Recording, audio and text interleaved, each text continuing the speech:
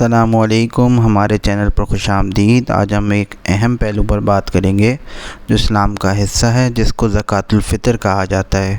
یہ ایک اہم واجبی خیرات کا عمل ہے جس کو مسلمانوں کو مہمان ماہ رمضان میں دینا ہوتا ہے۔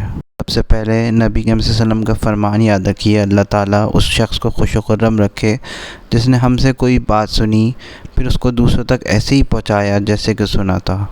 ہم مسلمانوں کے لیے ضروری ہے کہ ہم زکوٰۃ الفطر کی اہمیت کو سمجھیں اور اس کو کس طرح عمل میں لاتے ہیں۔ تو چلیے اب ہم اس پر غور کرتے ہیں۔ سب سے پہلی بات یہ کہ زکوٰۃ الفطر ہے کیا؟ دیکھیے، یہ ایک طریقے کا صدقہ ہے جو کہ ہم روزہ ختم کرنے کے وقت ادا کرتے ہیں، اور ہمیں یاد رکھنا چاہیے کہ یہ صدقہ واجب ہے۔ دیکھیں، صدقۃ الفطر جو ہے وہ روزہ ختم ہوتے ہی واجب ہو جاتی ہے، یعنی کہ اس کی واجبیت جو ہے وہ روزہ ختم ہونے کی وجہ سے ہم پر ہوئی ہے۔ اور نبی کریم صلی اللہ علیہ وسلم نے بھی ارشاد فرمایا ہے کہ زکوٰۃ الفطر جو ہے وہ واجب ہے۔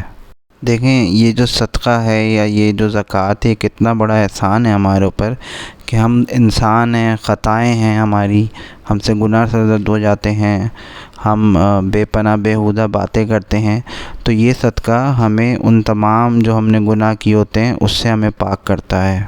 اس کو عید کی نماز سے پہلے ادا کریں تو یہ ایک قبول شدہ زکوٰۃ ہوتی ہے، اور اگر اسے نماز کے بعد ادا کرتے ہیں تو یہ ایک عام صدقے کے طور پر گردانا جاتا ہے۔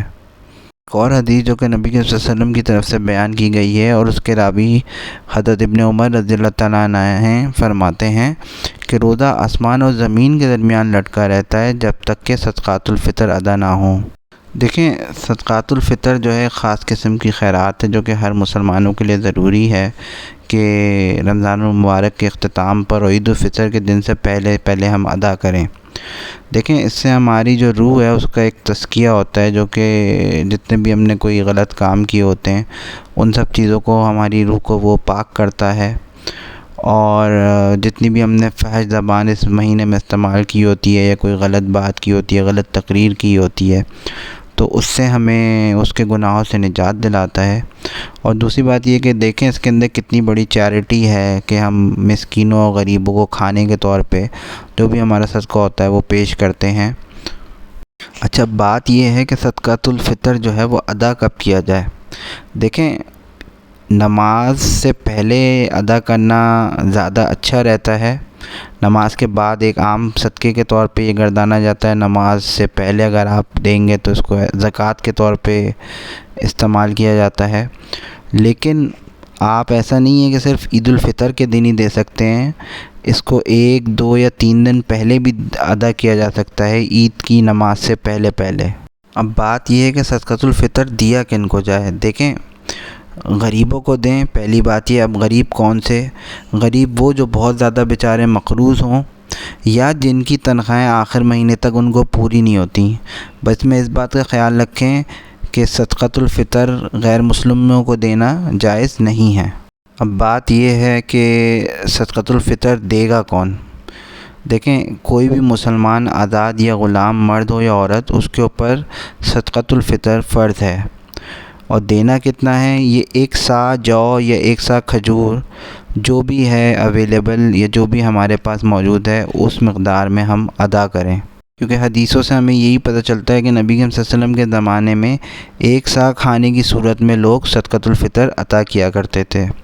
اب بات یہ ہے کہ 1 سا ہے کیا؟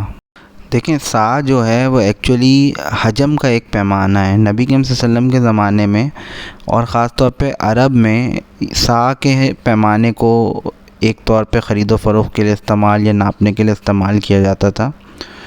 یہ ایک گڑھا یا ایک پاٹ جسے آپ سمجھ لیں وہ ہوتا تھا، اور اس کے اندر چیزوں کو بھر کے اس کی ناپنے کے لیے استعمال کرتے تھے۔ 1 سا جو ہے وہ تقریباً 3 کلو چاول کے برابر ہوتا ہے۔ زکوٰۃ الفطر کے طور پر کھجور، چاول، گندم، جو، مکئی یا دیگر کھانے کے اقسام جو ہم لوگ کھاتے ہیں اس کو ایز صدقۃ الفطر ہم دے سکتے ہیں۔ اچھا، صدقات الفطر جو ہے شرعی اعتبار سے ہم پیسے کے طور پہ دے نہیں سکتے، لیکن اب آپ یہ سوچیں گے کہ ہم تو آج کل صدقۃ الفطر جو ہے وہ پیسے کے طور پر ہی مختلف جماعتوں، مختلف چیریٹی کی جو آرگنائزیشنز ہوتی ہیں ان کو دیتے ہیں۔ دیکھیں، ہماری نیت جو ہے اسے کھانے کے طور پہ دینے کی ہوتی ہے۔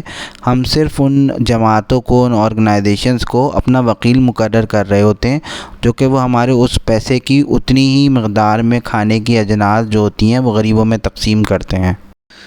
صدقۃ الفطر جو ہے وہ گھر کے سربراہ وغیرہ ادا کرتے ہیں، جو کماتے ہیں وہ اپنا صدقۃ الفطر خود ادا کریں، اور جو بچے وغیرہ ہیں جو کہ زیر کفالت ہوتے ہیں تو ان کا صدقۃ الفطر جو ہے وہ ان کا باپ عطا کر سکتا ہے، اگر وہ بچے ان کو ایسا کرنے کی اجازت دیں، ان کو حکم دیں۔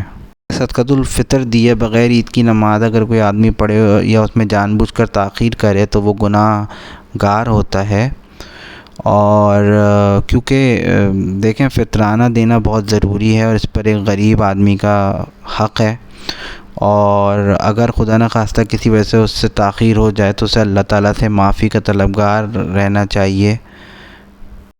امید کرتا ہوں کہ آج کی بیان کردہ قرآنی آیات اور احادیث نے آپ کی معلومات میں اضافہ فرمایا ہوگا۔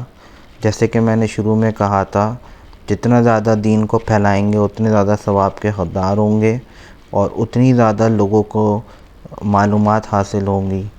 امید کرتا ہوں کہ آپ اس خیر خیر کا حصہ بنیں گے۔ شکریہ۔ السلام علیکم ورحمۃ اللہ وبرکاتہ۔